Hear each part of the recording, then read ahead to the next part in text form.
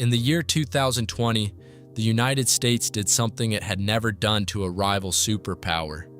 It reached across the world and cut China off from a single machine. Not a bomb, not an army, a machine. The most complex and most expensive machine that human beings have ever built, and the only machine on the entire planet that can carve the finest circuits of an advanced computer chip. There's exactly one company on Earth that knows how to make it, and Washington made certain that company would never ship one to China. The logic was cold and simple. Without that machine, China's chip industry would be frozen in place, stranded at least a decade behind the West, unable to build the tiny brains that run everything from your phone to an artificial intelligence. They called it the choke point. It was meant to be a stranglehold. And then, 3 years later, in a quiet store in the city of Shenzhen, a phone went on sale with a chip inside it that, according to nearly every expert in the Western world, was simply not supposed to exist.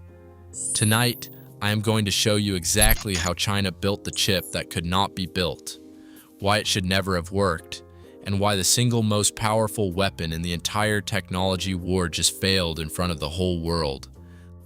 Let me start with the machine, because you cannot understand any of this until you understand what America took away. The machine is called an extreme ultraviolet lithography system. Forget the name. Here's what it does. A modern computer chip is a maze of wires and switches so small that billions of them fit on a fingernail. To draw a pattern that fine, you need light with an incredibly short wavelength, and you need to focus it with mirrors so perfectly smooth that if you scaled one up to the size of a country, the biggest bump would be a fraction of the height of a single hair. Only one company in the world, a Dutch firm named ASML, ever solved that problem. Each machine costs hundreds of millions of dollars, takes years to build, and ships in dozens of crates. Every advanced chip in every iPhone, every NVIDIA processor, every American weapon system is drawn by one of these machines. Whoever controls that machine controls the future. And in 2020, America made sure China would never touch one. So picture the situation from Beijing's side of the table. Your largest chip maker, a company called SMIC, is now locked out of the one tool everyone agrees you need to make a cutting-edge chip. The Western consensus was blunt and confident. China would be stuck making old, simple chips, the kind in a microwave or a car key, while the rest of the world raced ahead into a future China could only watch. That was the plan. That was the whole point of the ban.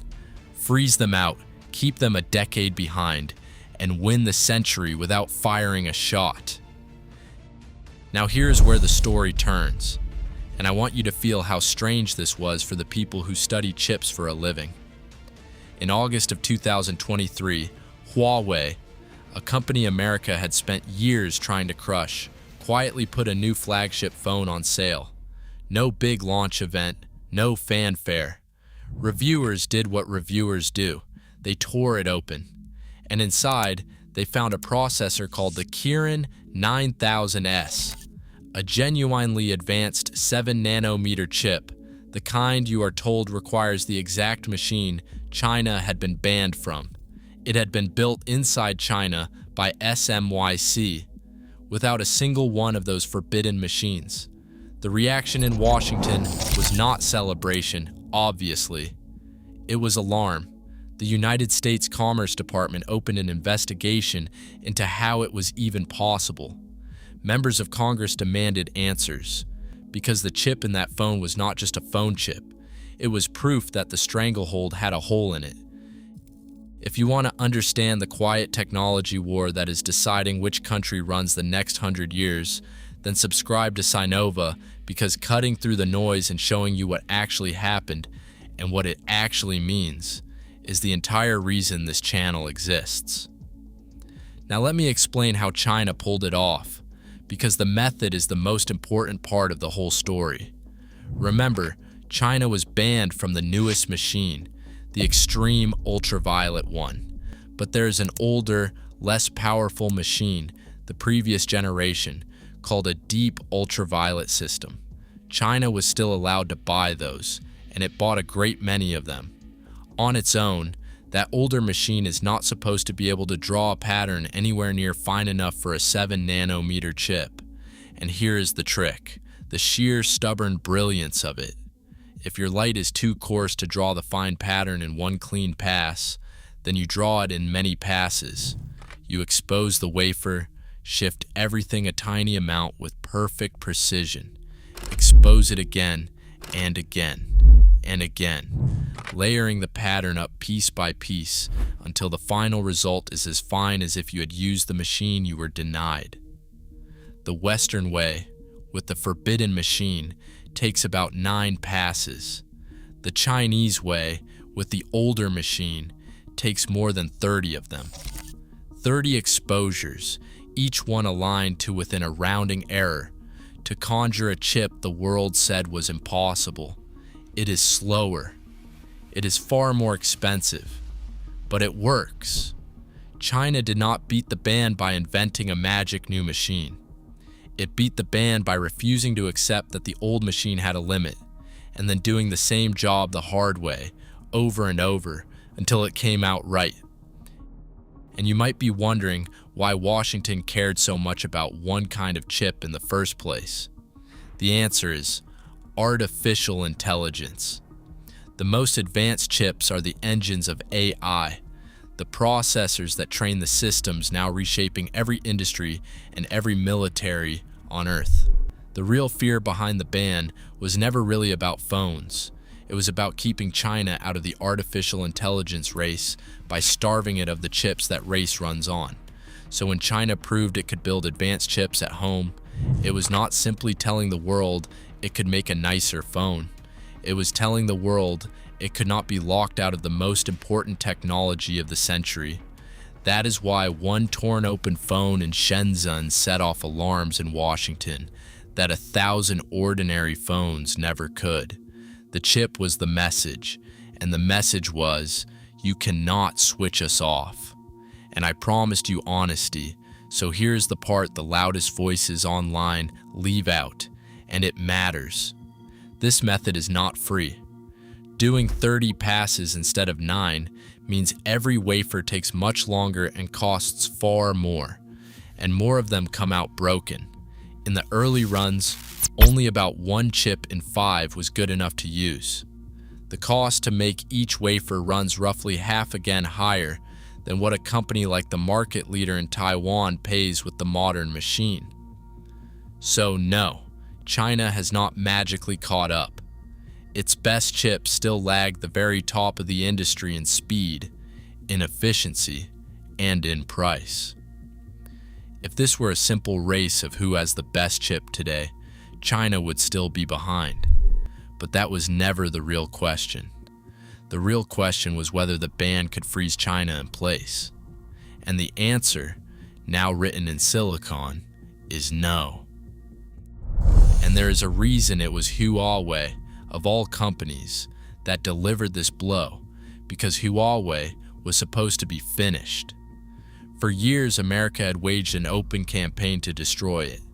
It cut Huawei off from Google, so its phones lost the apps the rest of the world runs on. It blocked Huawei from buying advanced chips anywhere on the planet.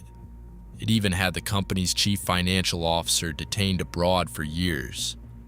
By every Western measure, Huawei's phone business had been strangled and left for dead.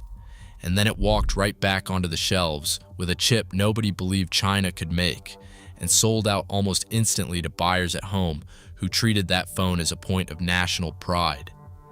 The one company the West tried hardest to kill became the exact company that proved the West's whole strategy had failed. Here's the part that should genuinely change how you see this, because a single chip could have been a fluke, a one-time stunt to save face. It was not. Watch what happened next. China did not stop at that first 7 nanometer chip and quietly celebrate. it pushed the same stubborn method further and further. By the end of 2025, SMYC had moved an even more advanced process into full volume production, squeezing the density down to roughly what the industry calls a 5 nanometer class chip, and it went straight into Huawei's newest flagship phone. Let that sink in. The ban was supposed to trap China at least a full decade behind.